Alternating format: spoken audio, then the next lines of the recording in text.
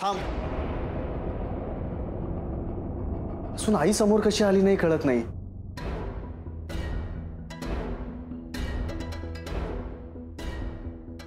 आधी आम्हाला आईला भेटायचं. पण तिला तुम्हाला भेटायची इच्छा नाहीये. तुमचा हा हट्ट तिला अजिबात आवडलेला नाहीये. हे खोटं आहे रेणुका. किती रे किती समजवलं मी वहिनीला, पण नाही म्हणाली. मला सारंगचं तोंड सुद्धा पाहायचं नाही. आणि स्वतःला बैठकीच्या खोलीच्या मागच्या खोलीत कोंडून घेतलं त्यांनी. हो की नाही ग? हो नाही म्हणजे माझं तसं काही नाहीये, पण बहिणींना तुला भेटायची इच्छाच नाहीये.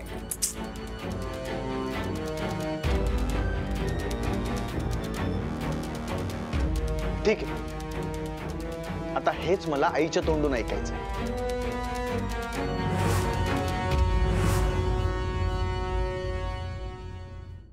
मुक्ता, आधी आपण आईला भेटू आणि मग ज्या परीक्षेला सामोरं जायचंय ना तिला जाऊ.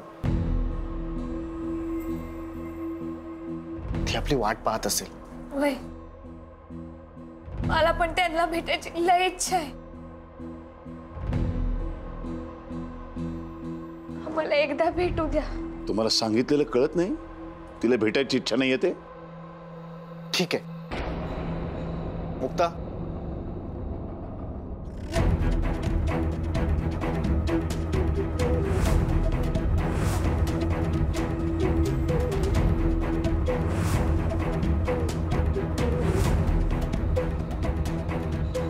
चल.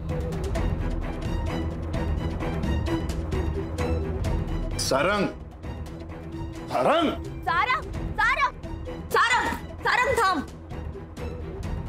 तिला तुम्हाला भेटायचं नाहीये कारण तिला हे लग्नच मान्य नाहीये. तिला हे लग्न मान्य असतं ना तर ती गृहप्रवेशासाठी सगळ्यात आधी हजर राहिली असती. जे असेल ते मला आईच्या तोंडून ऐकायचं. सारंग, माझ्या सहनशीलतेची परीक्षा बघू नकोस.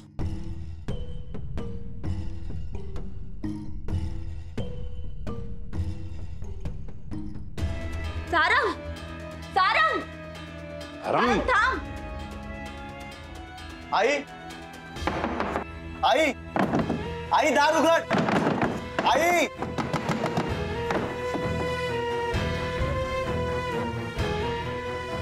तुला कळत नाही?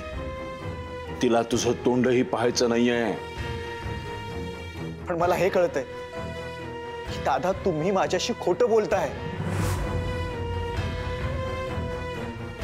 आणि मी तुमच्यावर विश्वास का ठेवू? ज्यांना माझा आनंद बघवत नाहीये, ज्यांना माझं सुख कशात आहे ना ते कळत नाहीये, जे मला बर्बाद करायच्या मागे लागलेत, त्यांच्यावर मी विश्वास का ठेवायचा? सुख बघवत नाही मला. सुख या शब्दाचा अर्थ तरी समजतो का रे तुला? वैजयंती, सारंग आलाय तर संबळवाल्या मुलीला घेऊन तुला भेटायचं म्हणतोय. त्याला सांगितलं मी तुला त्यांचं तोंडही पाहायची इच्छा नाहीये.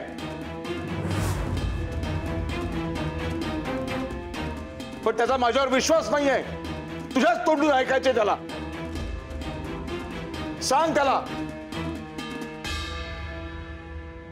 तू जर गृहप्रवेशासाठी बाहेर आलीस तर दादांची शपथ घेऊन सांगते मी हे घर सोडून कायमची निघून जाईन. आणि तुला चांगलंच माहिती आहे की दादांची शपथ मी कधीच खोटी घेत नाही. दादा प्लीज, मी बोलतो आईशी. आई, आई दार उघड. आई, अगं आई प्लीज दार उघड.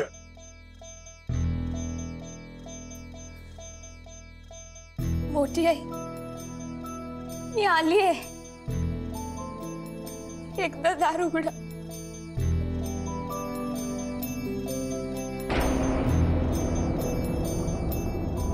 हो आई. आई दार उघड. हे आई अशी शांत नको ना राहूस. तू नक्की आत आहेस ना? अगं हो नाही काहीतरी म्हण ना प्लीज.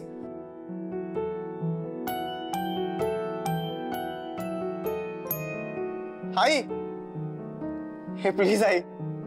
आई बोल ना. हो.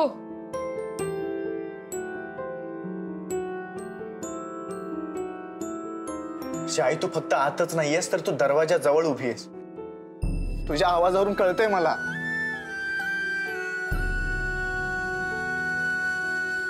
हे आई मग तू दार का उघडत नाहीयेस? तुला आम्हा दोघांना कडकडून भेटण्याची, मला आशीर्वाद देण्याची इच्छा होत नाहीये का? हा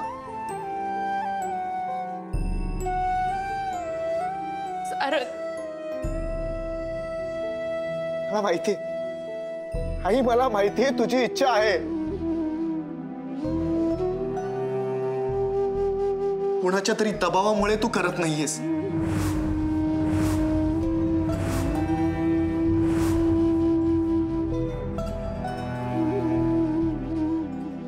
झालं? आमच्यावर सगळे आरोप लावून झाले तुझे? अरे तिला नाही भेटायचंय तुम्हाला. एक वेळेस ती सगळं मान्य करेल, पण हिला या घरची सून म्हणून तिला मान्यता कधीच देणार नाही ती. चांगलं वाईट कळतं तिला.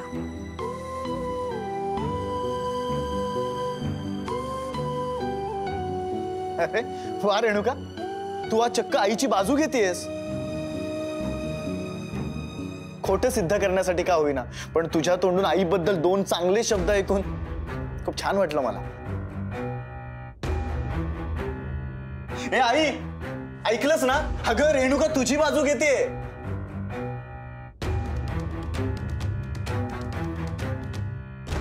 तुझी मुलगी सुधारली आई. ए बाद झाली हा तुझी नाटकं. रेणुका, वैजयंती, तुझ्या तोंडून ह्यांना ऐकायचंय. खोलीमध्ये जिथे कुठे असशील तिथून बोल, किंवा खोलीच्या बाहेर येऊन बोल, पण ह्यांचं तोंड तुला बघायचं नाही हे ना सांग. हो आई. आई तू दार उघड आणि मला सांगच. आई, हे आई तुझ्या तोंडून समोरासमोर ऐकायचंय मला.